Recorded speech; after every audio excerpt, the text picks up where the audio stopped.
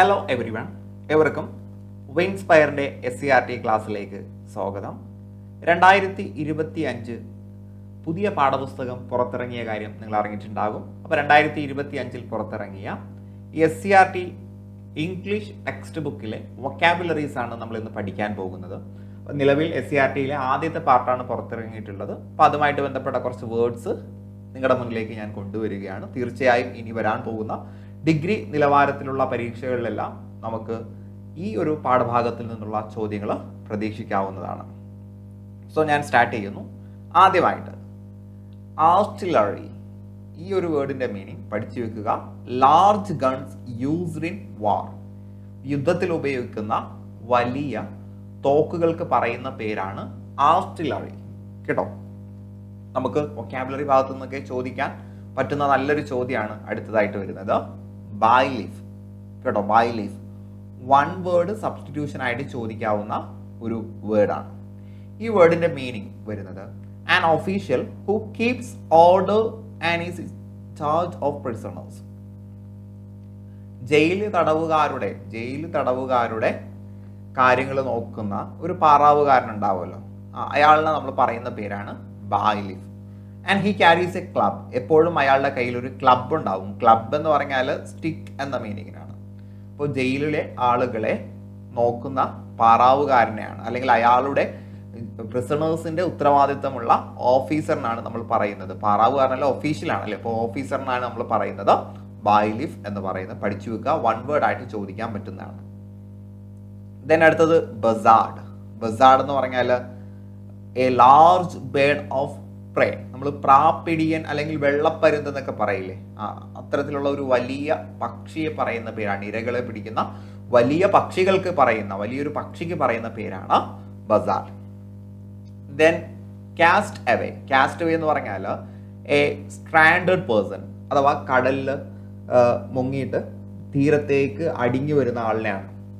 കടലിൽ ഒഴുക്കിൽപ്പെട്ട് അല്ലെങ്കിൽ വെള്ളത്തിൽ ഒഴുക്കിൽപ്പെട്ടിട്ട് തീരത്തേക്ക് അടിഞ്ഞു വരുന്ന ആളിനെയാണ് നമ്മൾ കാസ്റ്റ് എവേ എന്ന് പറയുന്നത്. മനസ്സിലായോ? ചിലപ്പോൾ കപ്പൽ അപകടത്തിലാകാം, അല്ലെങ്കിൽ വള്ളം മറിഞ്ഞുകൊണ്ട് മുങ്ങി രക്ഷപ്പെട്ട് തീരത്ത് എത്തിപ്പെടുന്ന ആളുകളെ നമ്മൾ കാസ്റ്റ് എവേ എന്ന് പറയും. ദെൻ അടുത്ത വേർഡാണ് coffer. A strong box for money. പണം അല്ലെങ്കിൽ കുറച്ച് വാല്യബിൾ ആയിട്ടുള്ള ഒബ്ജക്ട്സ് സൂക്ഷിക്കുന്ന ബോക്സിന് പറയുന്ന പേരാണ് കൗഫർ. കേട്ടോ, കൗഫർ കൃത്യമായിട്ടും ഓർത്തിരിക്കണേ. ദെൻ അടുത്തൊരു വേർഡിലേക്ക് വരാം, കോംപ്രസ്. കോംപ്രസ് കേട്ടിട്ടുണ്ടോ? കോംപ്രസ് എന്ന് പറയുമ്പോൾ നമുക്ക് വേദന വരുന്ന സമയത്ത് അല്ലെങ്കിൽ പനിയൊക്കെ വരുന്ന സമയത്ത് നമ്മുടെ ബോഡിയിൽ നമ്മൾ ഒരു ക്ലോത്ത് കൊണ്ടുവന്ന് ഇങ്ങനെ പ്രസ് ചെയ്യാറുണ്ട് അല്ലേ, അതിനെയാണ് നമ്മൾ കോംപ്രസ് എന്ന് പറയുന്നത്. കോംപ്രസ് എന്ന് പറയുന്നത്. So a thick cloth pressed on the body to relieve the pain. വേദന മാറ്റുന്നതിന് വേണ്ടി ശരീരത്തിൽ അമർത്തുന്ന കട്ടിയുള്ള തുണിക്കാണ് നമ്മൾ എന്ത് പറയുന്നത്? കോംപ്രസ്. നമ്മൾ സാധാരണ ചെറിയ തോർത്തൊക്കെ മടക്കിയാണ് നമ്മൾ ഉപയോഗിക്കാറ്. അപ്പോൾ അതിനു വേണ്ടിയുള്ള ഒരു തിക്ക് ക്ലോത്തിനെയാണ് നമ്മൾ എന്ത് പറയുക? കോംപ്രസ് എന്ന് പറയുന്നത്. ദെൻ അടുത്ത വേർഡാണ് ഡിറ്റാച്ച്മെന്റ്. ഡിറ്റാച്ച്മെന്റിന്റെ അർത്ഥം എ ഗ്രൂപ്പ് ഓഫ് സോൾജേഴ്സ്. പട്ടാളക്കാരുടെ കൂട്ടത്തെയാണ് ഡിറ്റാച്ച്മെന്റ്. പഠിച്ചു വെക്കുക കേട്ടോ. നമ്മൾ അറ്റാച്ച്മെന്റിന്റെ ഓപ്പോസിറ്റ് ആയിട്ട് ഡിറ്റാച്ച്മെന്റ് ഒക്കെ ചിലപ്പോൾ ഓർത്ത് വെക്കാറുണ്ട്. അപ്പോൾ ഇവിടെ ഡിറ്റാച്ച്മെന്റ് എന്ന് പറയുന്ന നൗണിന്റെ meaning a group of soldiers. Then drenched. Drenched എന്ന് പറഞ്ഞാൽ സോക്ക്ഡ്, നനഞ്ഞ് കുതിർന്നു പോകുന്നതിനാണ് ഡ്രഞ്ച്ഡ് എന്ന് പറയുന്നത്. Then eiderdown. Eiderdown പഠിക്കുക. A thick bed cover filled with soft feathers. വളരെ സോഫ്റ്റ് ആയിട്ടുള്ള തൂവലുകൾ കൊണ്ട് നിറയ്ക്കപ്പെട്ട നല്ല കട്ടിയുള്ള കിടക്കയുടെ കവറിനാണ് നമ്മൾ എയ്ഡർ ഡൗൺ എന്ന് പറയുന്നത് കേട്ടോ. അല്ലെങ്കിൽ അത് വാം മെറ്റീരിയൽ, നല്ല വാം ആയിട്ടുള്ള മെറ്റീരിയൽ, നമുക്ക് നല്ല ചൂട് നൽകുന്ന തരത്തിലുള്ള മെറ്റീരിയലിനാണ് എയ്ഡർ ഡൗൺ. പുതപ്പ് പോലുള്ള മെറ്റീരിയലിന് നമ്മൾ എയ്ഡർ ഡൗൺ എന്ന് പറയും. ദെൻ എംബറാസ്. എംബറാസ് എല്ലാവർക്കും അറിയുന്ന പദമാണ്. ടു കോസ് ഷെയിം, നാണക്കേടുണ്ടാക്കുന്നതിനാണ് എംബറാസ് എന്ന് പറയുന്നത്. Then ghetto. ഗെറ്റോ എന്ന് പറഞ്ഞാൽ a part of a town or village marked out for the poor and the marginalised. ദരിദ്രരായിട്ടുള്ള ആളുകൾ, അതേപോലെ മാർജിനലൈസ്ഡ് പാർശ്വവൽക്കരിക്കപ്പെട്ട ആളുകൾക്ക് താമസിക്കാനുള്ള ടൗണിലെ അല്ലെങ്കിൽ വില്ലേജിലെ ഒരു ഭാഗത്തിനാണ് ഗെറ്റോ. നമുക്ക് വേണമെങ്കിൽ സ്ലം എന്ന് പറയാം അല്ലെ, തെരുവുകളിൽ താമസിക്കുന്നത് അത്തരത്തിലുള്ള ആളുകളാണ്. സ്ലം എന്ന് വേണമെങ്കിലും നമുക്ക് പറയാം. സോ ഇതൊക്കെ ഓർത്തിരിക്കുക കേട്ടോ. ദെൻ ഗ്രാൻഡ്യൂർ എന്ന് പറഞ്ഞാൽ ഇംപ്രസീവ് അപ്പിയറൻസ് ഓർ സ്റ്റൈൽ, വളരെ ആകർഷണീയമായിട്ടുള്ള രൂപം അല്ലെങ്കിൽ ആ ഒരു രീതിക്കാണ് നമ്മൾ ഗ്രാൻഡ്യൂർ എന്ന് പറയുന്നത്. സെറ്റ് അല്ലേ? ദെൻ അടുത്തത് ഹാങ് ഓൺ, ഒരു ഫ്രൈസൽ വേർബാണ് ഹാങ് ഓൺ. ഹാങ് ഓൺ എന്ന് പറഞ്ഞാൽ ടു സ്റ്റേ, താമസിക്കുക, അല്ലെങ്കിൽ റിമെയിൻ ഹോപ്പ്ഫുൾ, വളരെ പ്രതീക്ഷയോടുകൂടി കാത്തിരിക്കുന്നതിനൊക്കെ നമ്മൾ എന്ത് പറയാറുണ്ട്?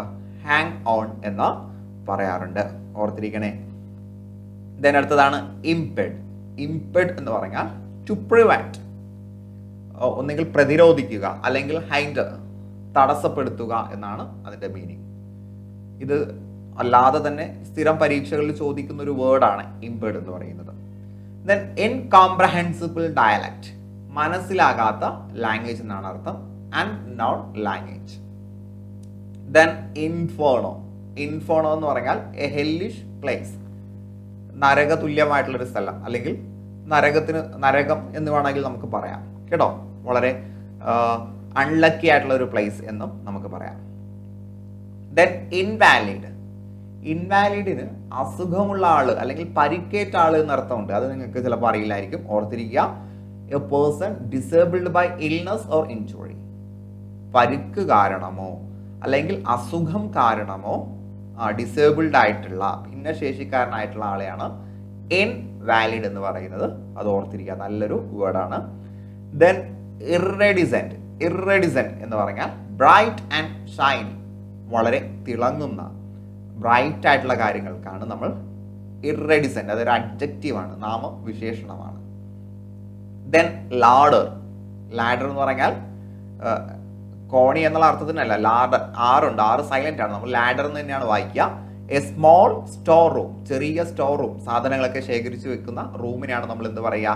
ലാഡർ എന്ന് പറയുന്നത്. ദെൻ ലെഫ്റ്റനന്റ്, ഇത് കൂടുതൽ മിസ്പെൽറ്റിൽ അല്ലെങ്കിൽ സ്പെല്ലിംഗ് കറക്ഷൻ എന്ന് പറയുന്ന ഏരിയ ഉണ്ടല്ലോ, അവിടെ ചോദിക്കുന്നതാണ് ലെഫ്റ്റനന്റ്. സ്പെല്ലിംഗ് കൃത്യമായിട്ടും ശ്രദ്ധിച്ചു വെക്കണം. Lieutenant. An office of middle rank in armed force, armed ഫോഴ്സിലെ മിഡിൽ റാങ്ക് ഉള്ള ഓഫീസറിനെയാണ് നമ്മൾ ലെഫ്റ്റനന്റ് എന്ന് പറയുന്നത്. സെറ്റ് അല്ലേ? വളരെ വളരെ നല്ല വേർഡ്സ് ആണ്, പഠിച്ചു വെക്കുക. പുതിയ SCRT നിന്ന് ചോദ്യങ്ങൾ കൂടുതൽ നമുക്ക് പ്രതീക്ഷിക്കാം അല്ലെ? പണ്ടത്തെ പോലെയൊന്നും അല്ല, വളരെ അപ്ഡേറ്റഡ് ആയിട്ടാണ് ചോദ്യങ്ങൾ വരിക. ദെൻ അടുത്ത loft, A room under the roof used for storage. അപ്പോൾ റൂഫിന് കീഴിലുള്ള ഒരു റൂമാണ്, അഥവാ റൂഫുള്ള ഒരു റൂമാണ്. അവിടെ നമ്മൾ സാധനങ്ങൾ സ്റ്റോർ ചെയ്യുന്നതിന് വേണ്ടി യൂസ് ചെയ്യുന്ന റൂമാണ് ലോഫ്റ്റ്. ദെൻ ലുപേർക്കാൾ, ഫോറിൻ വേർഡിൽ ചോദിക്കാൻ പറ്റുന്ന ഒരു വേർഡാണ്, ഫോറിൻ വേർഡാണ് കേട്ടോ. ലുപേർക്കാൾ എന്ന് പറഞ്ഞാൽ a festival of ancient Rome, പുരാതന റോമിലുണ്ടായിരുന്ന ആ ഒരു ആഘോഷത്തെയാണ് നമ്മൾ ലുപേർക്കാൾ എന്ന് പറയുന്നത്. ദെൻ മാഗ്നാനിമസ്, ഇതല്ലെങ്കിൽ തന്നെ PSCക്ക് വളരെയധികം പ്രിയങ്കരമായിട്ടുള്ള ഒരു വേർഡാണ്, PYQ ആണ്. മാഗ്നാനിമസ് എന്ന് പറഞ്ഞാൽ വളരെ ഉദാരമതിയായിട്ടുള്ള ആളുകൾ, ജനറസ്, ഉദാരമതിയായിട്ടുള്ള, എന്തും ദാനം ചെയ്യാൻ ഇഷ്ടപ്പെടുന്ന ആളുകളെയാണ് നമ്മൾ മാഗ്നാനിമസ് എന്ന് പറയുന്നത്. ദെൻ മൗത്ത് ബോൾ എന്ന് പറയുമ്പോൾ നമുക്ക് പച്ച മലയാളത്തിൽ പാറ്റാ ഗുളിക എന്നൊക്കെ പറയുന്നുണ്ടല്ലോ, അതാണ് mothball. Naphthalene balls to protect clothes from pest, കീടങ്ങളിൽ നിന്നും നമ്മുടെ വസ്ത്രങ്ങളെ സംരക്ഷിക്കുന്നതിന് വേണ്ടിയുള്ള നാഫ്തലിൻ ബോൾസ്, നമ്മൾ അലമാരിയിലേക്ക് വെക്കുന്ന ആ ഒരു ബോൾ ഉണ്ടല്ലോ, പാറ്റാ ഗുളിക എന്ന് തന്നെയാണ് നമുക്ക് പരിചയമുള്ളത് അല്ലേ? ദെൻ അടുത്തത് നായ് എന്ന് പറഞ്ഞാൽ revealing A lack of experience, തനിക്ക് എന്തില്ല, അനുഭവ സമ്പത്തില്ല എന്ന് തുറന്നു കാട്ടുന്നതിനാണ് അല്ലെ, അനുഭവ സമ്പത്തില്ല എന്ന് പ്രകടിപ്പിക്കുന്നതിനാണ് നായ് എന്ന് പറയുന്നത്. പഠിച്ചു വെക്കുക, നായ് എന്ന് പറഞ്ഞാൽ revealing A lack of experience. Revealing എന്ന് പറഞ്ഞാൽ എന്താ? ഡിസ്ക്ലോസ് ആണ്, തുറന്നു കാട്ടുക, പ്രകടിപ്പിക്കുക. എക്സ്പീരിയൻസ് ഇല്ല എന്ന് പ്രകടിപ്പിക്കുന്നതിനാണ് നായ് എന്ന് പറയുന്നത്. ദെൻ പംപ്സ് എന്ന് പറഞ്ഞാൽ plain shoes with heels four woman, സ്ത്രീകൾക്കുള്ള ഹീലുള്ള plain ഷൂസിനാണ് നമ്മൾ പംപ്സ് എന്ന് പറയുന്നത്. അപ്പോൾ ഷൂ ആണ്, പംപ്സ് ഷൂ എന്ന് കേൾക്കുമ്പോൾ നമുക്ക് പെട്ടെന്ന് മനസ്സിലാവില്ല, പഠിച്ചു വെക്കണേ. പംപ്സ് എന്ന് പറഞ്ഞാൽ സ്ത്രീകൾ ഉപയോഗിക്കുന്ന ഹീലോട് കൂടിയ പ്ലെയിൻ ഷൂസിനാണ് പംപ്സ് എന്ന് പറയുന്നത്. ദെൻ റാബിറ്റ് വാരൻ, ഇവിടെ റാബിറ്റ് എന്ന പേരുള്ളത് കൊണ്ട് ചിലപ്പോൾ നിങ്ങൾ അത് ഊഹിച്ചെടുക്കും. വാരൻ എന്ന് പറയുമ്പോൾ മുയലുകളെ വളർത്തുന്ന സ്ഥലം. And enclosed place for breeding rabbits, റാബിറ്റ്സിനെ വളർത്തുന്ന അടച്ചിട്ട മുറിക്ക്, അതോ മുയലുകളെ വളർത്തുന്ന സ്ഥലത്തിനെയാണ് നമ്മൾ റാബിറ്റ് വാരൻ എന്ന് പറയുന്നത്. Then rag picker, one who collects and sales rags. പഴയ സാധനങ്ങൾ കളക്ട് ചെയ്ത് വിൽക്കുന്ന ആളെയാണ് നമ്മൾ റാഗ് പിക്കർ എന്ന് പറയുന്നത് കേട്ടോ. അപ്പം അതും വൺ വേർഡിൽ ചോദിക്കാവുന്ന ഒരു ചോദ്യമാണ്.